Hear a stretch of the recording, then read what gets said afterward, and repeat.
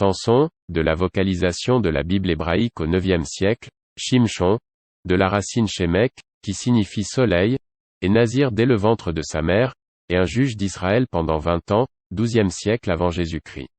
Son histoire est écrite dans le livre des Juges.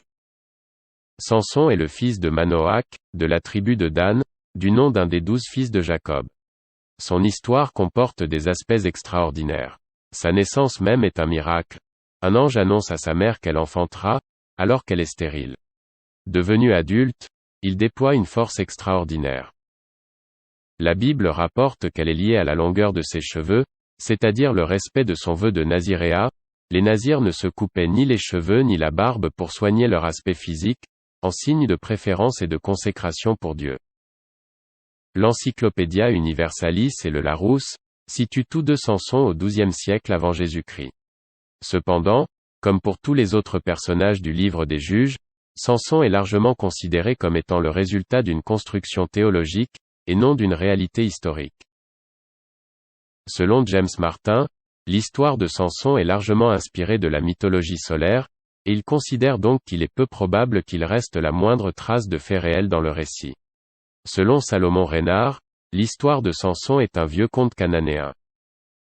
À l'époque du récit, les enfants d'Israël sont livrés par Dieu aux mains des Philistins pendant 40 ans, en conséquence de leur faute. Samson leur est envoyé comme un libérateur. La femme de Manoach, jusqu'alors stérile, apprend de l'ange de Dieu qu'elle enfantera un fils, qui délivrera Israël des Philistins. Cet enfant devra être consacré à Dieu, dès sa naissance, en tant que nazir.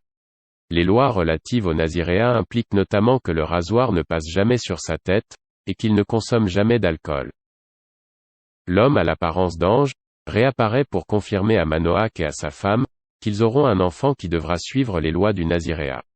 L'ange disparaît alors dans les flammes, et ils reconnaissent que c'était un ange de Dieu. Samson naît et grandit. Le jeune Samson demande à ses parents de prendre pour femme une jeune fille philistine. Leur réaction est: N'y aurait-il pas assez de femmes dans notre peuple, que tu ailles en chercher une parmi les Philistins incirconcis? Mais parce qu'elle lui plaît, Samson et ses parents partent demander la main de la jeune fille. Sur le chemin, Samson tue un lion à main nue. Lorsqu'il revient pour épouser la jeune fille, des abeilles ont commencé à fabriquer du miel dans le cadavre du lion. Les Naziréens ne devaient pas s'approcher de cadavres, en signe de consécration à Dieu. En s'en approchant, Samson désobéit une seconde fois à Dieu. Lors de la cérémonie du mariage, inspiré par la vision de la ruche dans le corps du lion, il parie 30 parures à ses 30 convives, qu'ils ne sauront pas résoudre l'énigme suivante. De celui qui mange est issu ce qui se mange, et du fort est issu le doux. Les convives demandent à la femme de Samson d'obtenir la réponse auprès de son mari, et de la leur révéler.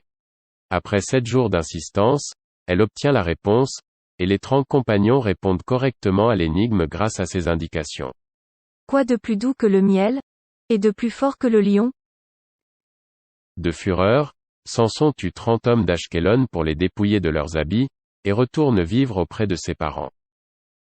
Quand il revient chercher sa femme, celle-ci a été donnée à un autre homme par son père. Samson se venge. Pour cela, il capture 300 renards, les lie 2 par 2 par la queue, et fixant un flambeau entre chaque paire de renards.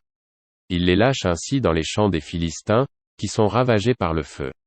Ceux-ci brûlent la jeune femme et son père en représailles, et Samson se venge à nouveau en les battant. Lorsque 1000 Philistins viennent chercher Samson dans sa retraite, les Judéens le livrent. Samson défait ses liens, et armé d'une mâchoire d'âne, il défait les 1000 Philistins. Après cette victoire, Samson devient juge des Judéens pendant 20 ans. Samson aime Dalila dans la vallée de Sorek. Celle-ci est sollicitée par les Philistins, ennemis d'Israël, afin qu'elle les aide à découvrir le secret de la force de Samson. Elle séduit alors Samson, et essaie par 3 fois de lui soutirer son secret. À chaque fois, Samson lui répond par un mensonge. Lorsque Dalila lui demande pour la 4e fois de partager avec elle son secret, Samson finit par lui révéler que sa force lui vient de sa chevelure de nazir, car il est consacré et dévoué à Dieu. Dalila le trahit. Elle l'endort sur ses genoux et rase ses 7 tresses pendant son sommeil, le privant ainsi de sa force et du secours de Dieu. Elle appelle des Philistins qui lui crèvent les yeux et le font prisonnier. Samson est condamné à tourner la meule de la prison. Enfermé par ses ennemis à Gaza, Samson est sorti du cachot pour les divertir. Lors d'un sacrifice à leur dieu Dagon, alors que ses cheveux ont commencé à repousser, il est placé entre deux colonnes, et implore Dieu de le rendre assez fort. Il écarte alors les colonnes du palais à main nue, afin de le faire s'écrouler. Il tue ainsi plusieurs milliers de Philistins. Samson ayant été tué aussi dans l'effondrement, son corps est retrouvé dans les décombres et enterré auprès de sa famille.